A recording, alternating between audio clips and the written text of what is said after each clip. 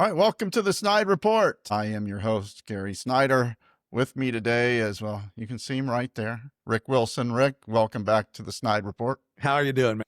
I am hanging in there. It's been a while. Before we get into what's happening, last time I had you on, your book was a New York Times bestseller. How'd it go with that? Well, the last time I was on was with the second book, which got to number 4 on the New York Times bestseller list, and then COVID hit. That week, I was on my book tour when COVID hit. So yeah, that was kind of an exciting day today. Well, I bring you on because you tend to have some very, I'll just say, insightful takes on the events of today, of the day. Looking through social media, boy, the Epstein file seems to be on your mind a little bit. It's the great part about the Epstein file is for 10 years, the MAGA folks made it into a central part of their belief system about the politics and the world. And they said to themselves, there must be this secret Epstein data, there must be this information, and it must contain information about Hillary Clinton and Bill Clinton and Barack Obama and all major leaders. And yet, if that information was in there, the one person who would have wanted it out the most was Donald Trump. And yet, when it looks quite obvious that Trump and Epstein had a close personal relationship, they've suddenly had this moment of incredible cognitive dissonance where they can't figure out whether they want the list to come out or not come out, and back and forth and back and forth. It is really a remarkable moment in our culture, because their cognitive dissonance, their brains are exploding. And so, I'm going to have a little fun with that because, as the simplest logic says, if there's a list of a giant sex trafficking ring and if there's examples of a industrial scale abuse of young girls, and you don't want that information released, and you're tied to the person who did it, well, that's you, Donald. And so they're really having a rough time on this. Pam Bondi brought in all of these MAGA influencers that came walking out with binders. Oh yeah. The list is on my desk. And, oh yeah. And you got Cash Patel and Dan, whatever the hell his name Bongino. is. And now all of a sudden there's no list. It is a Christmas miracle. The disappearance of the list has made it something magical, and I don't think anybody who went to the White House that day and took a Office Depot folder with a insert in the front that said "The Epstein Files Part 1" and went outside and waved it around and oohed and awed. When that happened, a lot of us were like, this is pretty lame. A lot of the things in there were already, previously understood and known court filings.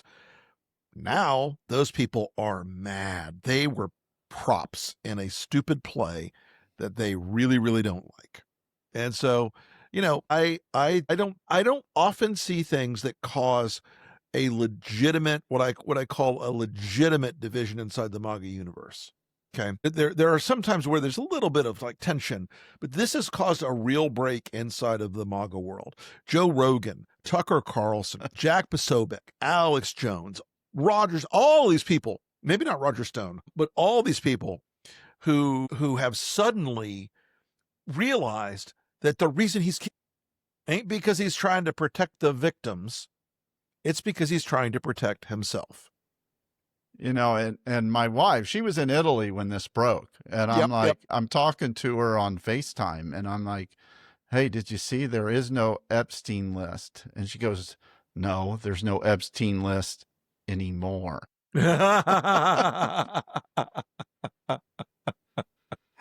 So correct. I guess I'm not really scratching my head about this, but where does it go from here? I mean, you have all these MAGAites just looking the fool. I mean, more the fool than they already look for wearing that red hat around and supporting Trump. But where's this go from here? Look, I think the problem that they have is this is, again, it's so wired deeply into the psyche of MAGA. Okay. It's so deeply, deeply, deeply part of what they believe that they can't walk away from it. The fundamentals of this, part of their political identity, that now being told that there's no list is really wrecking them. They're really having a lot of mental problems about this. And I, much to my delight, I'm watching them try to process this, and they simply can't. The cabinet meeting yesterday, Pam Bondi was asked a question about the Epstein list, and Trump just literally fucking lost it. Yeah. Right in the cabinet meeting. Yep. You don't see that very often. No. He was reacting. I was reminded of my divinity classes in grade school of Proverbs 28:1. The guilty man flees when no one pursueth. And he was very upset. He did not like that question at all. It's sitting in his bathroom down in Mar-a-Lago in a box, isn't it?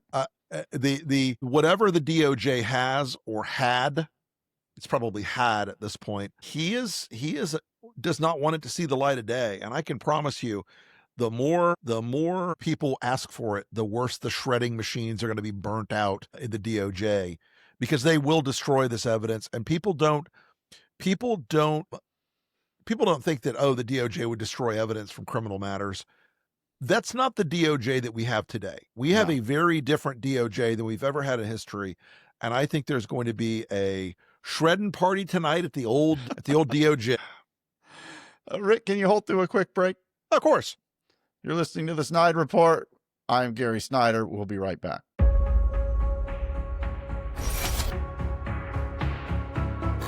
All right, this is the part of the Snyder Report where we thank our sponsors, and we have a growing list. So let's start with Robin Winston. Robin has been there when we first sent out our first email, 147 subscribers.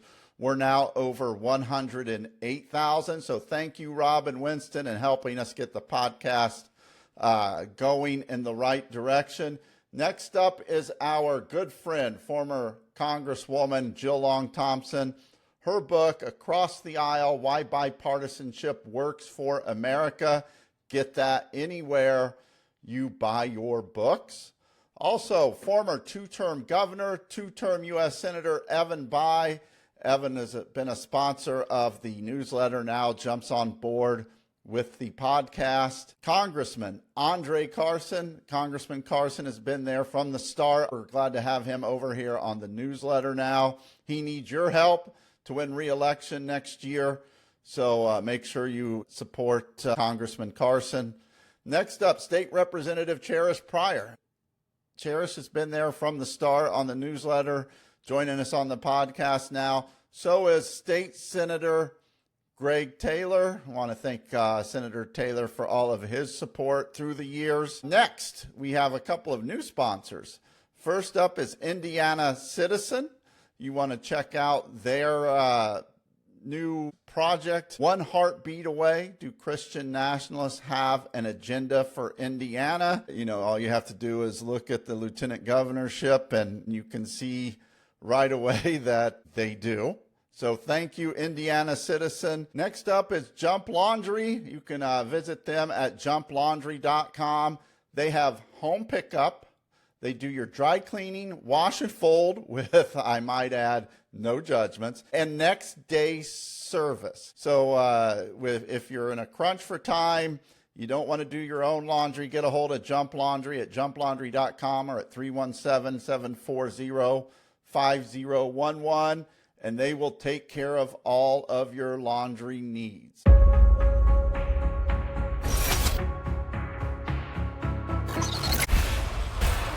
It's the Brickyard 400, presented by PPG. This is such a prestigious place and such hallowed ground. This 3-day NASCAR Crown Jewel event features the NASCAR Xfinity Series Pennzoil 250. This is the Brickyard. This is Indianapolis. This is the coolest racetrack in the world. Don't miss the stars of NASCAR. Drive for a chance to kiss the bricks. Brickyard Weekend tickets available now at ims.com. Welcome back to the SnydeReport. I am your host, Gary Snyder. With me is Rick Wilson. Rick, a lot going on. A little bit here and there. When you wrote your book, did you ever think there would be a second Trump term? And did you think it would be as horrible as it has been? Well, look, I wrote that book just before the 2020 election. My third book's in the hopper right now, working on that now. But that idea that we were going to have a third Trump term or a second Trump term at the time seemed almost hilarious because, like a lot of people, I believed that America had reached its tolerance for him, the incompetence, the recklessness, the corruption. And then what really surprised me was the resiliency of the MAGA base, especially after January 6th. And the ugliness of that was going to be enough. And the corruption and the stolen FBI classified documents, all these things, it added up and added up and added up, and it should have done more. But, I've had to realize, like a lot of Americans, that we live in a post-rational world. We live in a world that is not driven by the political incentives that used to be dominant in our culture. And now, now Donald Trump being a criminal is a net positive for them. Now Donald Trump being a criminal is a recommendation point for them, not a disqualifier. I ran for, it was a state Senate seat many years ago. Mm-hmm. My opponent came out and we found during our op research, white people are the most discriminated people in America. And this is Northeast Indiana. Right. And my wife goes, don't use it. It's just going to help him here. And sure enough, it was. How is it that anyone that is MAGA or Trump, anything that seems to hurt them or would have hurt them in the past seems to be that net positive, as you just said?